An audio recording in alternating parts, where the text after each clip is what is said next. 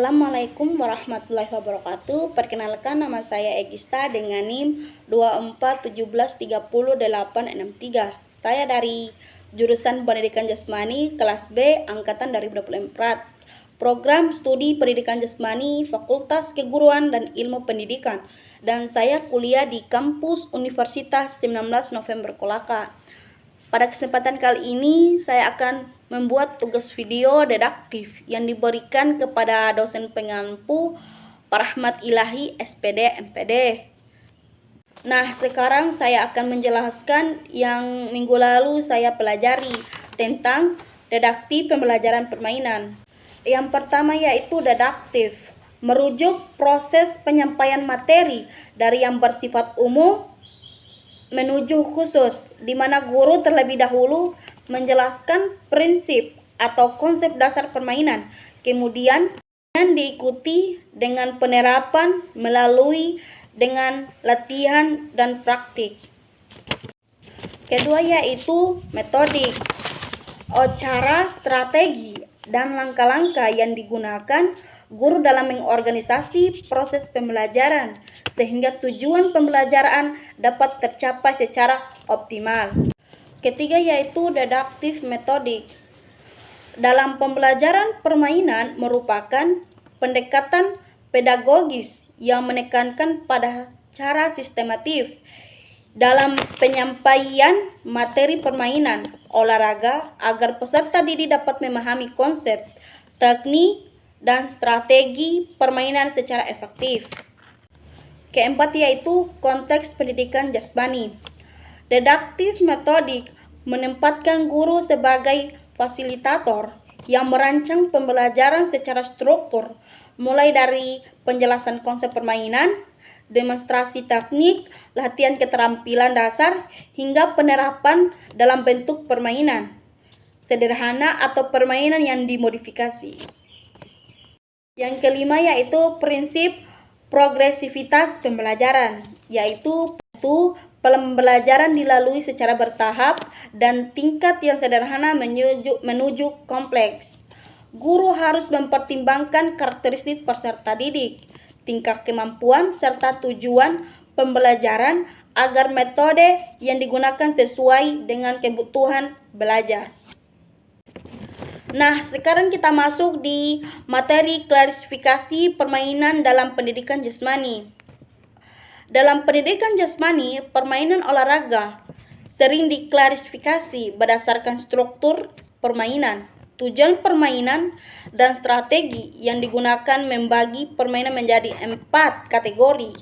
Yang pertama yaitu innovation games, net atau well games, target games, dan striking fielding games.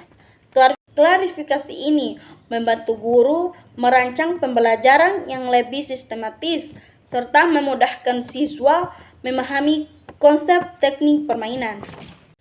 Nah, sekarang kita masuk di innovation games atau permainan invasi. Innovation games adalah jenis permainan yang menuntut tim untuk menyerang wilayah lawan dan mempertahankan wilayah sendiri dengan tujuan mencetak skor. Permainan ini menekankan kerjasama tim, strategi menyerang, serta kemampuan mempertahankan area permainan. Adapun karakteristiknya yaitu terbagi atas 3. Yang pertama itu 2 tim saling menyerang dan bertahan. Kedua, skor diperoleh dengan memasukkan bola atau objek ke gawang atau area target lawan. Ketiga yaitu membutuhkan strategi ruang, kerjasama tim, dan pengambilan keputusan cepat. Adapun konsep taktik utamanya yaitu menciptakan ruang, menyerang, dan bertahan transisi permainan. Adapun contoh permainannya yaitu seperti sepak bola, bola basket, bola tangan, hoki, dan futsal. Nah, sekarang kita masuk di kedua yaitu net atau well games, permainan net atau dinding. Net atau well games merupakan permainan yang dimainkan dengan memukul atau mengirim bola melewati net atau dinding, agar lawan tidak mampu mengembalikan dengan baik. Adapun karakteristiknya yaitu dipisahkan oleh net atau menggunakan dinding. Tujuan permainan adalah membuat lawan gagal mengambil tujuan permainan adalah membuat lawan gagal mengembalikan bola, menekankan ketepatan, kontrol bola dan posisi.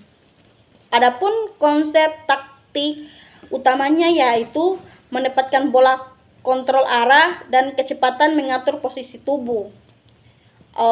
Contoh permainannya yaitu bola voli, bulu tangkis, tenis meja.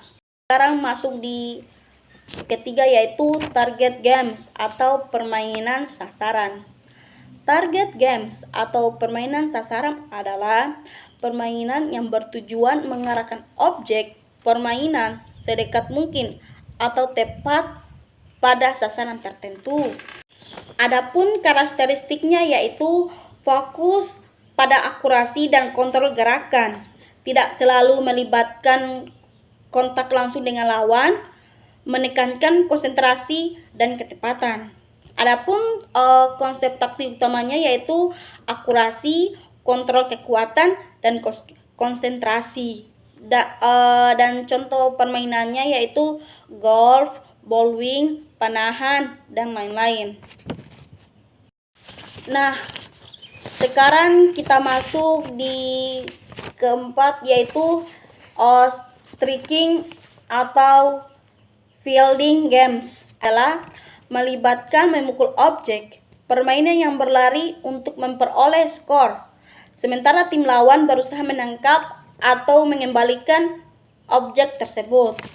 Adapun karakteristiknya yaitu pertama terhadap tim memukul dan tim penjaga. Kedua yaitu pemain memperoleh skor dengan berlari ke area tertentu, membutuhkan koordinasi tim dalam bertahan. Adapun taktik utamanya yaitu ketepatan pukulan, penempatan bola, strategi pertahanan tim. Dan contoh permainannya yaitu baseball, softball, dan lain-lain. Sekarang kita masuk di kesimpulan. Klarifikasi permainan menjadi innovation, netball, target, dan striking field games memudahkan guru pendidikan jasmani dalam merancang pembelajaran yang terstruktur. Melalui pendekatan ini, siswa tidak hanya belajar keterampilan teknik olahraga, tetapi juga memahami konsep taktik, strategi permainan, serta kemampuan pengambilan keputusan dalam situasi permainan.